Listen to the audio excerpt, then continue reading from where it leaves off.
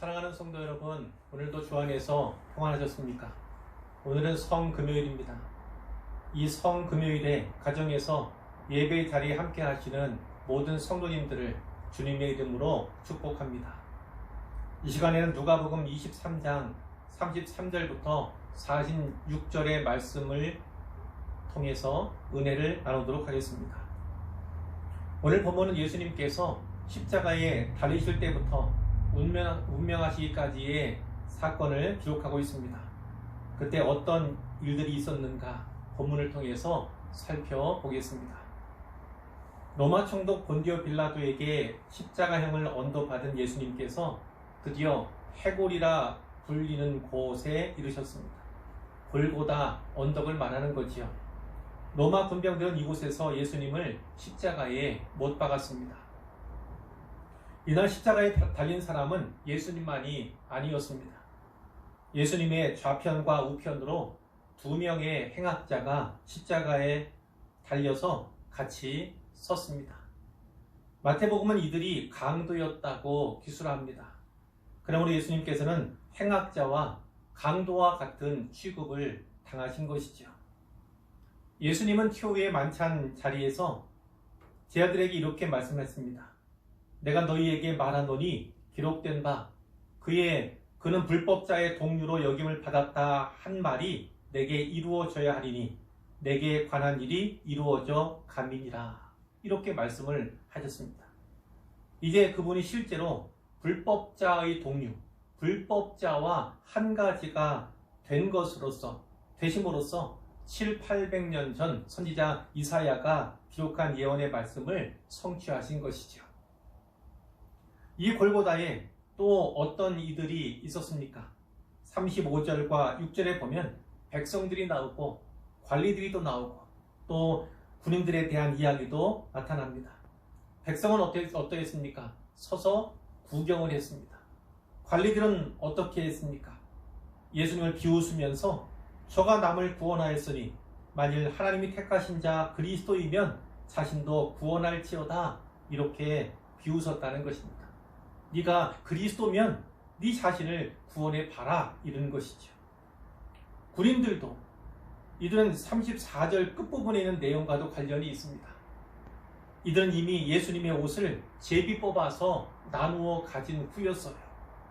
이 군인들은 전혀 알지 못했지만 이것은 사실 시편 22편 18절에 기록되어 있는 메시아 예언이 성취된 것입니다.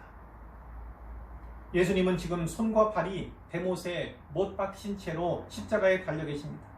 한마디로 말해서 그 손과 발을 전혀 사용할 수 없는 상황이라는 거예요.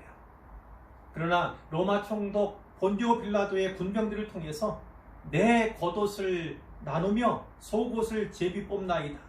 내 겉옷을 나누며 속옷을 제비 뽑나이다 라는 시편 22편의 이 예언이 이루어졌다는 것입니다. 여러분, 칼과 채찍을 손에 든 그리고 예수님을 십자가에 못 박은 이 로마 군병들이 세계의 주권자가 아님을 아셔야 합니다. 역사를 주관하시는 분은 예수님이세요. 주님은 손과 발에 대못을 받으신 상태에서도 그들을 도구로 사용하신 것입니다. 지금도 정녕 그렇습니다. 사탄 마귀가 이 세상의 신으로서 자기가 마치 이 세상의 주인인 양 행세하고 있지만 그래서 사탄에게 이용당하는 자들에 의해서 교회와 그리스도인들이 때로 조롱과 멸시와 천대를 당하고 있지만 역사는 여전히 주님의 손에 의해서 진행되고 있다는 사실입니다. 역사는 하나님의 시간표대로 진행되어 가고 있고 또 기록되어 가고 있다는 것입니다. 예수님의 옷을 제비 뽑아서 나누어 가진 그 군인들이 예수님을 희롱하면서 나와 신포도를 주었어요. 이 신포도주가 마태복음에서는 쓸개 탄 포도주로 되어 있습니다. 마태복음에서는 군인들이 예수님을 십자가에 못 박기 전에 이 쓸개 탄 포도주를 예수님께 줍니다. 골고다까지 올라오시는 이 동안에 예수님은 이미 기진한 상태였어요. 구레네 시몬이 군인들에게 붙잡혀서 예수님의 십자가를 대신 지기까지 예수님은 자기 십자가를 지고 골고다를 오르셔야 했습니다. 그 십자가가 너무 무거워서 때로 넘어지고 쓰러질 때마다 채찍에 맞으셔야 했지요. 그러니 얼마나 목마르셨을까요? 하지만 예수님은요, 그것을 한 모금 맛보시고는 곧 거절하십니다. 왜일까요? 쓸개 탄 포도주는 일종의 마취제예요.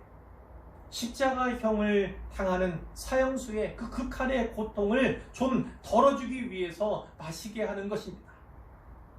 그러나 예수님은 이것을 거부하셨어요. 극한의 고통을 온몸으로 받으신 거예요. 앞에서 인용했던 시편 22편 17절에는 이런 말씀도 있습니다. 내가 내 모든 뼈를 셀 수 있나이다. 내가 내 모든 뼈를 셀 수 있나이다.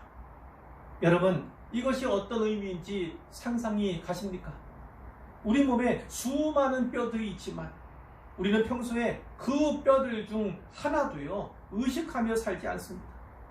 뼈 하나가 의식이 되고 신경이 쓰인다는 것은 지금 그 뼈에 문제가 있다는 신호잖아요. 뼈가 꺾이거나 뼈가 부수어지거나 뼈가 어그러지지 않고서는, 이런 문제가 있지 않고서는 뼈를 셀 일이 없는 겁니다. 그런데 예수님은 내가 내 모든 뼈를 셀 수 있나이다, 이 예언의 말씀도 이루신 거예요. 온 몸 단 하나의 예외도 없이 모든 뼈들이 각자의 존재를 드러낼 만큼 그렇게 아프고 고통스러웠던 것입니다. 그럼에도 불구하고 예수님은 마취제 역할을 하는 이 쓸개탄 포도주마저 거절하심으로써 십자가의 완전한 고통을 친히 감내하신 거예요. 군인들이 어떻게 조롱했습니까? 네가 만일 유대인의 왕이면 네가 너를 구원하라. 네가 유대인의 왕이면 네가 너 자신을 구원해 봐라, 이렇게 이야기하는 거지요. 예수님의 십자가 그 위에 푯말이 있었지요. 이는 유대인의 왕이라 쓴 패가 있더라, 이렇게 성경이 기록하고 있는데, 이 패는 죄패예요. 죄패. 죄목이 적혀있는 패라는 겁니다. 예수님은 실제로 유대인의 왕으로 오셨어요. 그러나 유대인들이 그분을 자기들의 왕으로 인정하지 않았기 때문에 그것이 오히려 예수님의 죄목이 되었던 것입니다. 이때 예수님은 자기를 십자가에 못 박고 조롱하던 이들을 위해서 무엇을 하십니까? 기도하십니다. 34절 말씀을 보십시오. 아버지, 저들을 사하여 주옵소서, 자기들이 하는 것을 알지 못함이니이다. 이렇게 하나님 아버지께 간절히 기도하시죠. 가상칠언의 말씀들 가운데 예수님의 십자가 위에서의 첫 마디는요, 자기를 십자가에 못 박은 그 자들을, 그 사람들을 위한 용서의 기도였습니다. 예수님께서는 너희 원수를 사랑하라, 이렇게 가르치셨어요. 너희 원수를 사랑하며 너희를 미워하는 자를 선대하며 너희를 저주하는 자를 위하여 축복하고 너희를 모욕하는 자를 위하여 기도하라, 이렇게 가르치셨죠. 예수님은 원수를 사랑하라고 가르쳐줄 뿐만 아니라 십자가에 못 박힌 그 극한의 상황 가운데서도요, 그 가르침대로 행하심으로써 우리에게 본을 보여주셨습니다. 관리들은 비웃으면서 이렇게 말했어요. 저가 만일 그리스도면 자신도 구원할지어다. 군인들도 조롱하며 이렇게 말했습니다. 네가 만일 유대인의 왕이면 네가 너를 구원하라. 여러분, 만일 예수님께서 관리들이 비웃어 말한 것처럼, 또 군인들이 조롱하며 말한 것처럼 십자가에서 자신을 스스로 구원하며 거기에서 내려오셨다면 어떻게 되었겠습니까? 마태복음 26장 51절 이하에 이런 내용이 있습니다. 예수님께서 겟세마네에서 기도를 마치셨을 때 가르주다가 대제사장들 그리고 백성의 장로들에게서 파송된 큰 무리를 데리고 예수님에게 나왔잖아요. 이때 베드로가 칼을 빼어서 그 칼로 대제사장의 종인 말고의 귀를 쳐서 그 귀를 떨어뜨립니다. 그때 예수님께서 무엇이라고 말씀하십니까? 네 칼을 도로 칼집에 꽂으라. 칼을 가지는 자는 다 칼로 망하느니라. 이렇게 말씀하신 후에 너는 내가 내 아버지께 구하여 지금 12군단 더 되는 천사를 보내시게 할 수 없는 줄로 아느냐? 내가 만약 그렇게 하면 이런 일이 있으리라 한 성경이 어떻게 이루어지겠느냐? 이렇게 말씀을 하셨습니다. 예수님은 그때와 같이 지금 당장이라도 십자가에서 내려오실 수 있으셨어요. 그러나 그렇게 하지 않으셨습니다. 예수님은 12군단도 더 되는 천사를 지금이라도 부르실 수 있으셨어요. 그러나 예수님은 그렇게 하지 않으셨습니다. 내가 만약 그렇게 하면 이런 일이 있으리라 한 성경이 이루어지지 않기 때문이죠. 그리스도는 구약에 기록된 메시아에 대한 모든 예언의 말씀을 다 이루셔야만 했던 것입니다. 왜죠? 그래야만 예수님이 구약에 약속된 그 메시아이기 때문입니다. 하나님은 하나님의 아들을 예수와 그리스도로 이 땅에 보내셨어요. 그분이 바로 우리 주 예수 그리스도이십니다. 그분이 십자가에서 자신을 스스로 구원하지 않으심으로써 바로 우리를 구원하시고 그리고 그리스도시며 왕이신 하나님의 아들이심을 친히 스스로 증명하신 것입니다. 이사야 53장 6절과 7절에 우리는 다 양 같아서 그릇 행하여 각기 제 길로 갔거늘 여호와께서는 우리 모두의 죄악을 그에게 담당시키셨도다.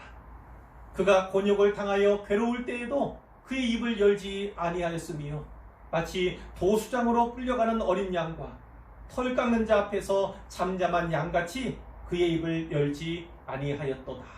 이렇게 말씀하고 있어요. 예수님은 십자가에서 죽기 위해 이 땅에 오셨습니다. 우리의 죄악을 대신 담당하시려고, 그래서 우리와 같은 죄인을 구원하시려고 이 땅에 오셨습니다. 그 목적을 이루시기 위해서, 하나님의 뜻을 이루어드리기 위해서 십자가 위에서도 입을 열지 않으시고 잠잠하셨던 것입니다. 그런데요, 이때 아주 놀라운 일이 일어납니다. 예수님 옆에 좌로 우로 두 명의 행악자가 달린 십자가가 서 있다고 말씀을 드렸잖아요. 그 가운데 한 명의 행악자가 예수님을 비방해서 이렇게 말합니다. 네가 그리스도가 아니냐? 너와 우리를 구원하라. 이렇게 역시 비방하고 조롱하는 그런 말이지요. 그런데 그때 다른 편에 있던 한 행악자가 그 사람을 꾸짖습니다. 네가 동일한 정죄를 받고서도 하나님을 두려워하지 아니하느냐? 이렇게 이야기를 하죠. 십자가에 달린 이 한 행악자의 말을요, 마음 깊이 새겨 들어야 합니다.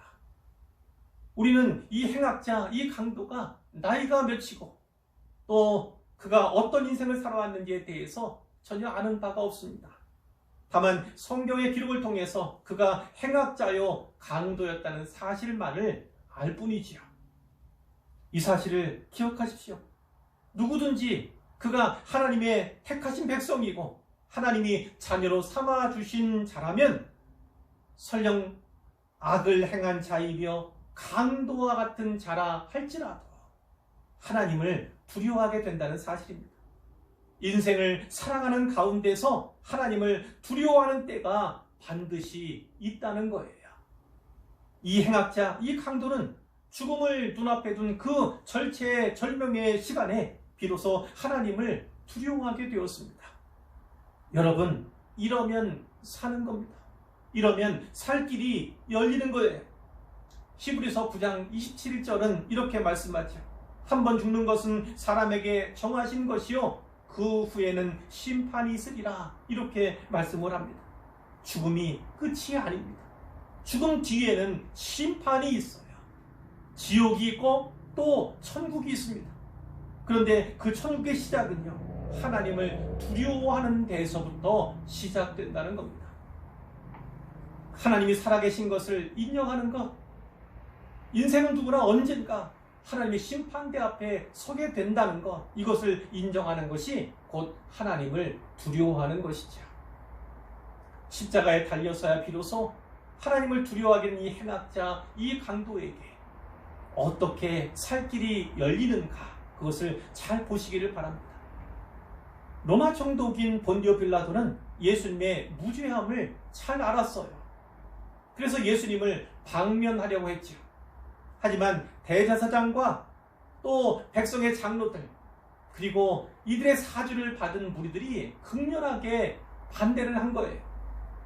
본디오 빌라도가 마지막으로 유대 명절이 되면 무리의 청원을 받아들여서 죄수 한 명을 놓아주는 그 전례를 들고 나옵니다. 예수님을 놓아주려는 의도예요. 그러나 무리들은요, 예수님이 아니라 바라바를 놓아달라고 소리소리 외칩니다.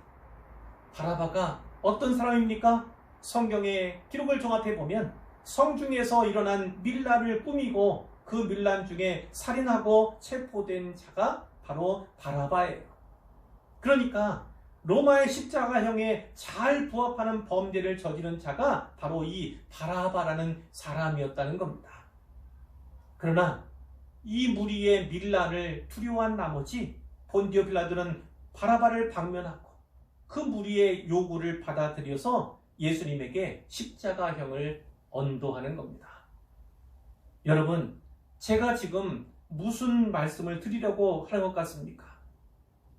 이 한 행악자, 이 한 강도의 옆에 만일 예수님이 아니라 그 바라바가 십자가에 달려 있었다면 그는 결코 구원받지 못했을 것입니다.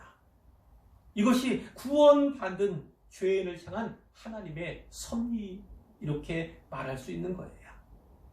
오직 우리 주님만이 길이요 진리요 생명이심으로 하나님은 그 강도를 십자가 위에서나마 그리스도 옆에 있게 하시고 그리스도의 말씀을 듣게 하시고 그리스도를 믿게 하심으로써 그를 구원하신 것입니다.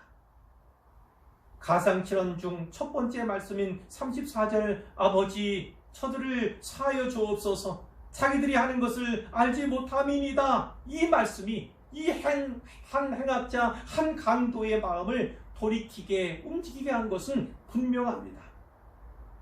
그는 살아오는 동안에 예수님을 보았을 수도 있고 예수님에 대해서 들었을 수도 있어요.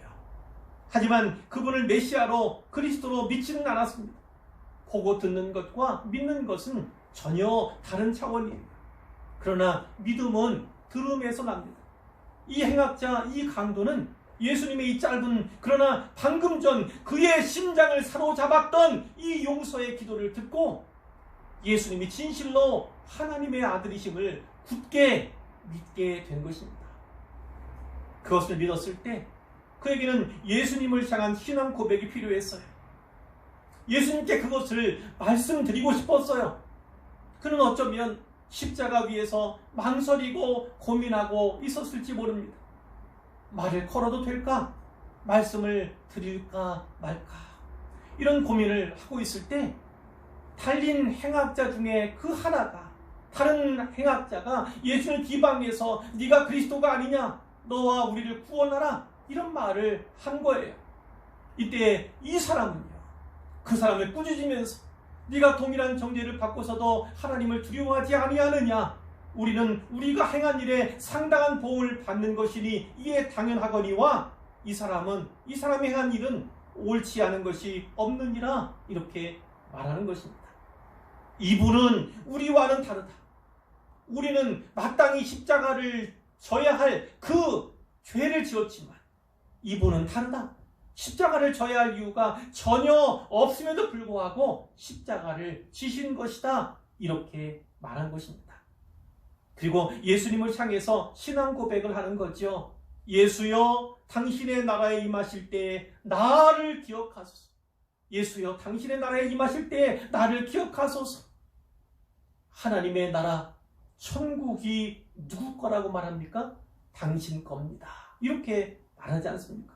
그렇다면 이 사람이 예수님을 누구라고 고백하는 겁니까? 하나님의 아들 또는 하나님으로 고백하는 것입니다.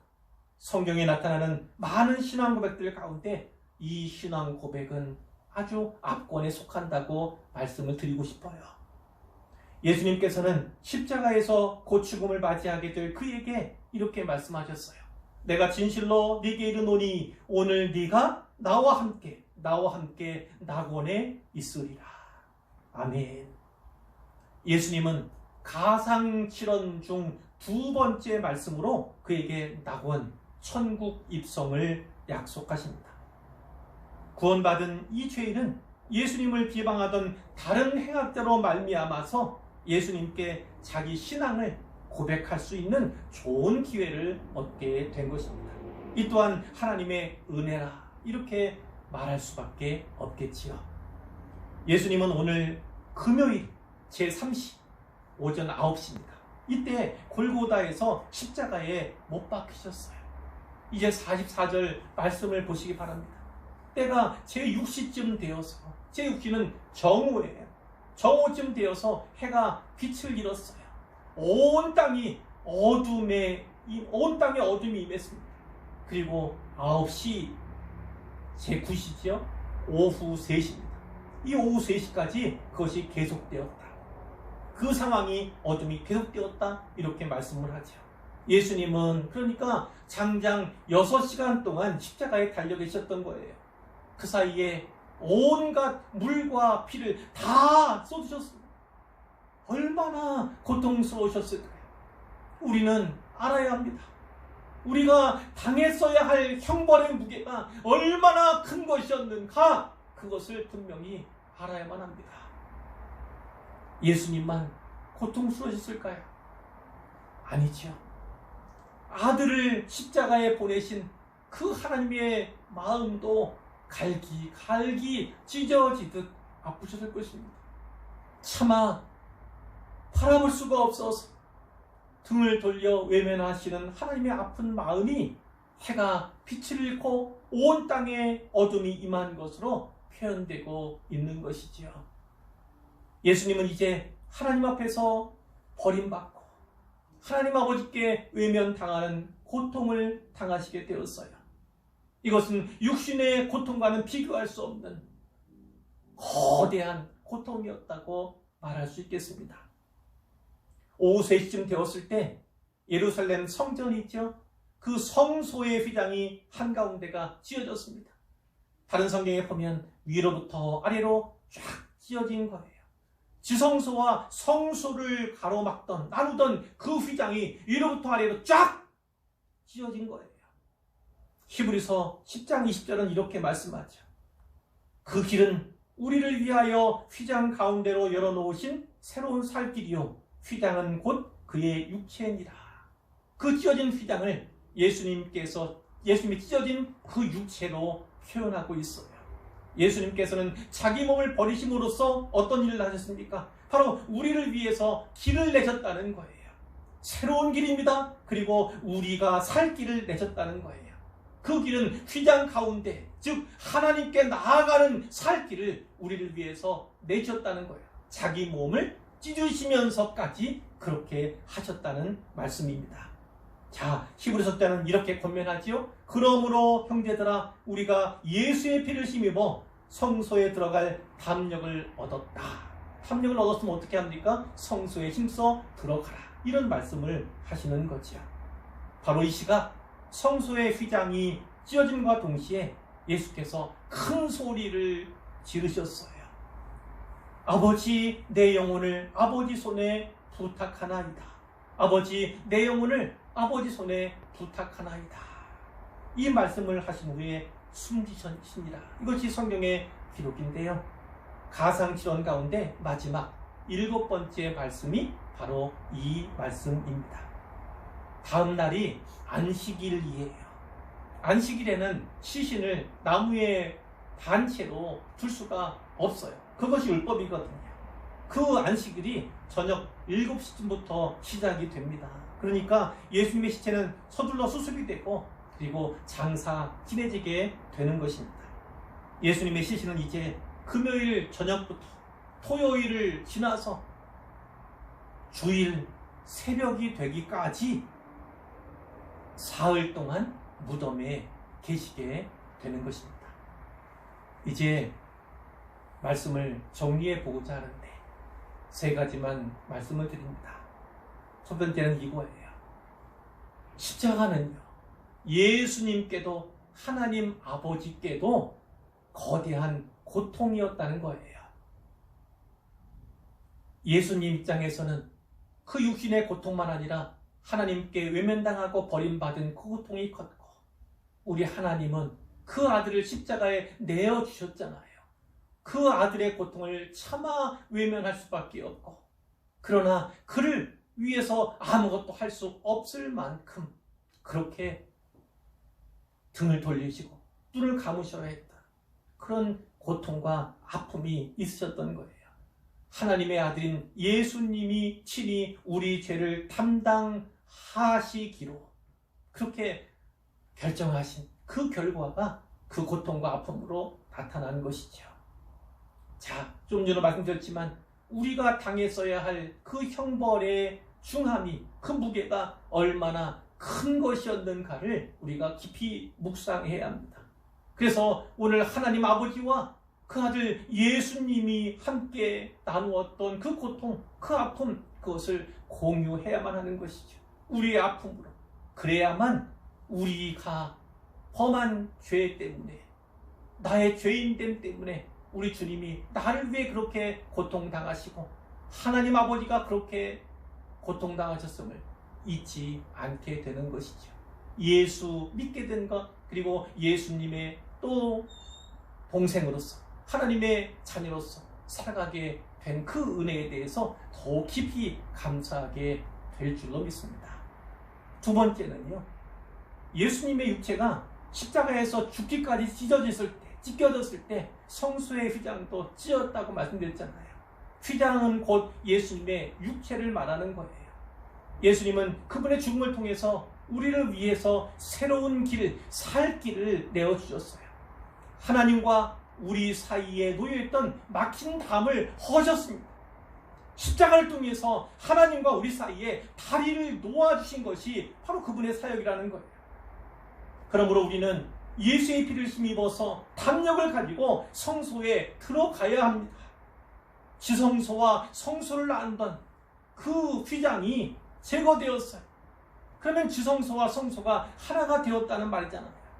그러면 지성소와 성소가 하나 된 그 성소에는 아무나 들어갈 수 있습니까? 그렇지 않습니다. 그 성소에 여전히 제사장만 들어가게 되는 거예요. 제사장에게만 허락된 공간이 바로 거기라는 거예요. 그러나 우리가 알잖아요.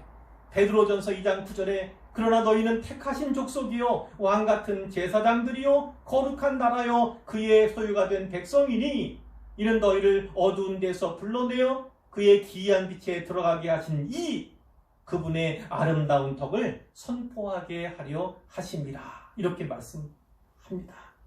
그러니까 그런 담력과 은혜를 입은 우리라면 부단히 하나님의 임재 앞으로 나아가야 하는 거지요. 하나님 가까이에 날마다 다가가는 것입니다. 그리고 하나님께서 또 주님이 우리에게 맡겨주신 그 복음, 그리고 우리에게 베풀어 주신 은혜의 일들을 심서 널리 전해야만 할 것입니다. 이제 마지막으로 한 가지만 더요. 구원은 오직 은혜로 말미암는 거예요. 그것은 오직 믿음으로 구원받는다는 말씀과 다르지 않습니다. 십자가에서 죽음을 앞두고 구원받은 그 한 행악자, 한 강도를 통해서 이 땅에서 우리에게 주어진 모든 삶의 시간들이 또 우리가 살 길을 마련할 그 기회, 그리고 믿음을 준비할 기회가 된다는 사실을 잘 깨달았으면 좋겠어요. 인생의 마지막 순간을 맞을 때까지 누구에게나 기회는 있습니다. 그가 과거에 행악자였든 강도였든 혹은 그와 같은 자였든 그것은 중요하지 않습니다. 예수 그리스도의 피 묻은 십자가의 복음은요, 모든 죄인을 다 용서하고 넉넉히 포용할 수 있어요. 용서받지 못할 죄도 없고 용서받지 못할 죄인도 없습니다. 그러므로 우리가 해야 할 일은 예수님을 아직 알지 못하고 예수님을 믿지 않은 이들에게 다가가서 그분을 전하고 그들이 예수님을 만나도록 돕는 일입니다. 이 성금요일에 다시금 마음에 다짐했으면 좋겠어요. 이 일을 위해 더욱 수고하겠노라. 몸 다해 마음 다해 헌신하겠노라. 이렇게 고백했으면 좋겠습니다. 바로 이 일을 위해 더욱 수고하고 헌신하는 우리 모두가 되기를 우리 주님의 이름으로 간절히 축원합니다.